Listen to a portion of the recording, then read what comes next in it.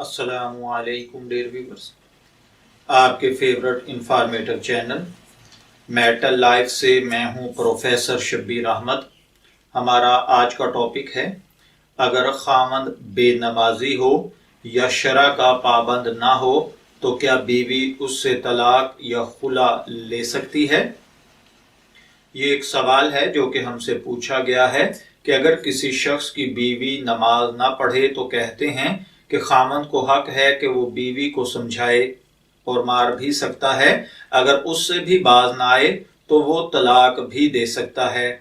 अब काबिल दरियाफ्त अमर ये है कि अगर किसी औरत का खामन बावजूद समझाने के भी नमाज ना पढ़ता हो या शरीयत के अहकामात पर अमल ना करता हो तो क्या ऐसी औरत को शरीयत किस किस्म के हुकूक दिलाती है। क्या वो अपने शोहर से मुकाता कर सकती है। उससे भी अगर बाज ना आए तो क्या वो अपने शोहर से तलाक का मुतालबा या खुला ले सकती है। तो देखिए, इस मामले में खवातीन को चाहिए कि निहायत मोहब्बत से, शफकत से उसे राह रास्त पर लाने की कोशिश करें। हुस्न तदबीर से उसे नमाज, शरीयत, रोजे का आदी बनाएं। लेकिन अगर वो मनहूस किसी तरह भी ना माने तो शरीयत औरत को ये हक देती है कि वो उससे खुला ले ले या तलाक ले ले।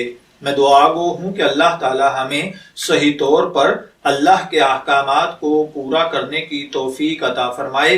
इजाजत चाहेंगे, फिर मिलेंगे किसी नए टॉपिक के साथ। तब तक के लिए अल्लाह हाफिज।